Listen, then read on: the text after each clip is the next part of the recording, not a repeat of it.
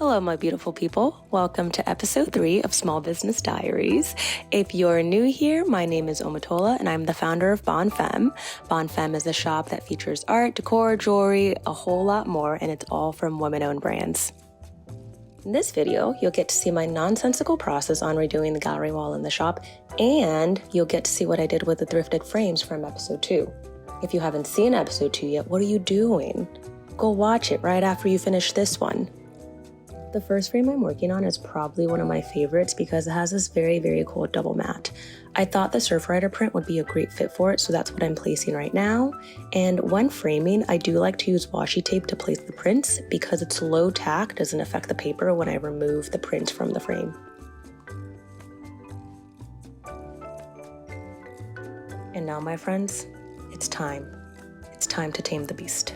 I'm just kidding, it's really not that deep. I actually really enjoy working on projects like this because it's a fun little puzzle for me.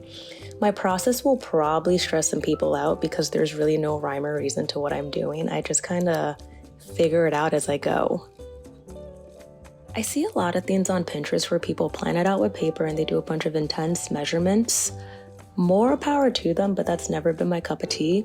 Similar to the walls of my home, this is a rotating collection, so I really see no use in spending that much time figuring out the perfect placement if it's going to change.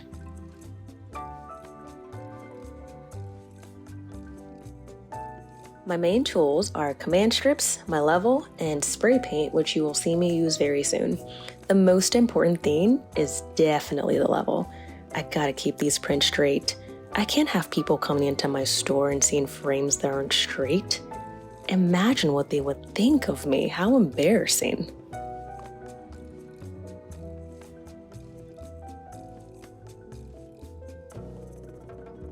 As you can see here, there's a lot of stepping back involved in this process. You gotta step back, y'all. You have to see what you're building. This also helps my brain with spacing and figuring out what to do next. You will also notice there's a whole lot of chin tapping and caressing happening. I didn't realize this was the thing I did until I started editing this video, and wow, the things you notice when you start filming yourself. As I mentioned earlier, I figure it all out as I go, so usually I'll have a lot of frames by me that I want to use, and then I'll test them out in the spot that I want to fill. I found the perfect print for this frame, but I didn't love the color. Then I had a wonderful aha moment because I remembered I had spray paint that matched this print perfectly. Don't you just love when that happens? Here I am, carelessly spray painting, but I did wear a mask. Gotta keep those lungs safe.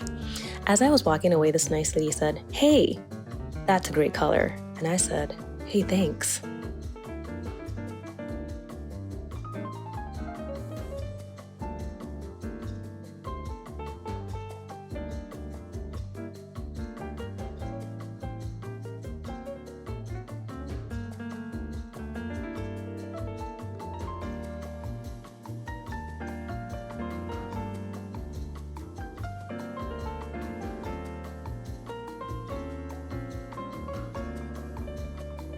While that dried, I worked on the rest of the wall. I was so happy when I saw it all come together. The outcome was so cute, but it's not over yet because I decided to work on a disco frame. This was one of those projects that made me remember the internet is a lie. You know how sometimes you see someone do something on TikTok, YouTube, or Instagram and you're like, "Hey, that looks easy enough, I should try it." Then you try it and realized you were lied to. This is how I felt. I've seen so many people doing projects with these cute little mirror strips, and not one has mentioned how difficult it is to work with them.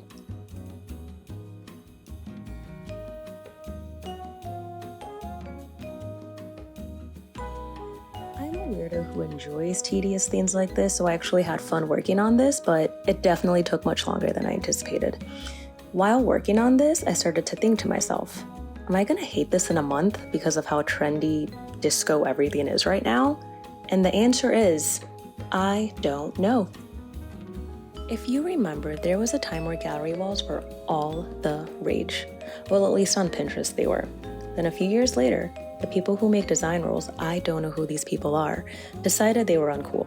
I remember one article on the website My Domain said, "Gallery walls out, large statement pieces in."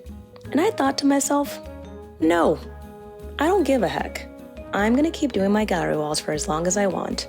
I have way too many prints and I want to see them all at once.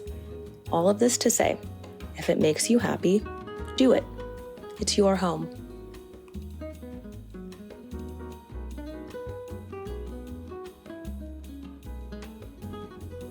I love the way it turned out, although I must tell you, this thing looks real janky up close, but from afar, so fun.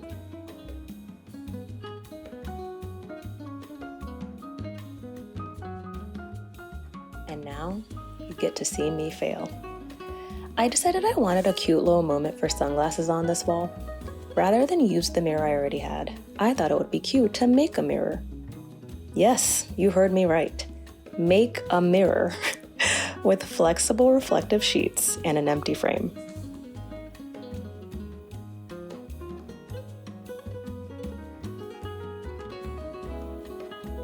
It's times like this that I do worry about myself and think, are you okay, girl? This obviously didn't work, but in my mind, at the time, it was a genius idea.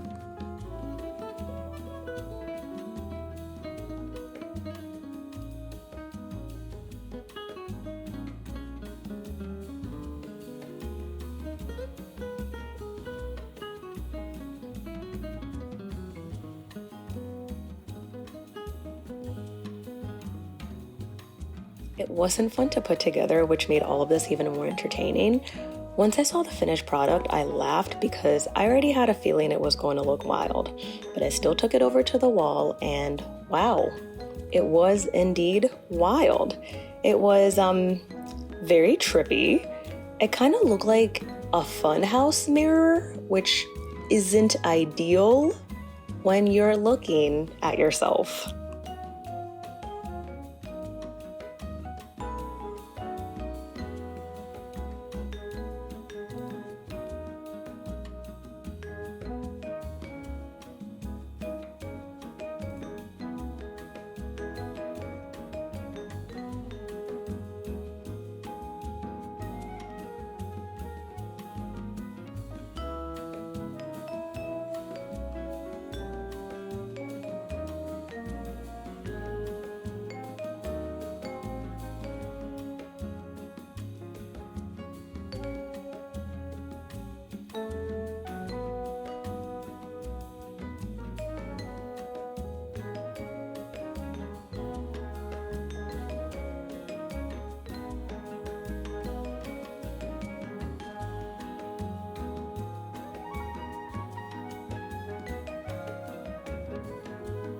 So I put up the original mirror, which, fun fact, is actually a tray, put up the shelves, the sunglasses, and voila, it's done.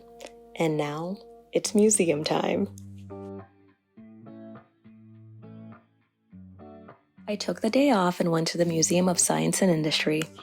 The Black Creativity exhibit is stellar. It features various works of art, all made by Black artists. It's 2 floors of seriously amazing art, so if you're in Chicago, you must go see it.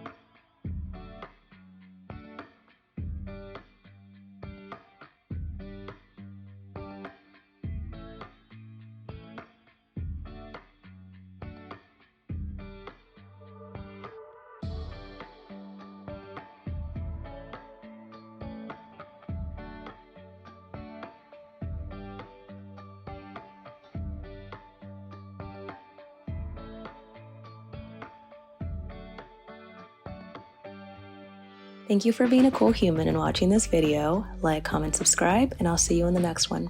Bye!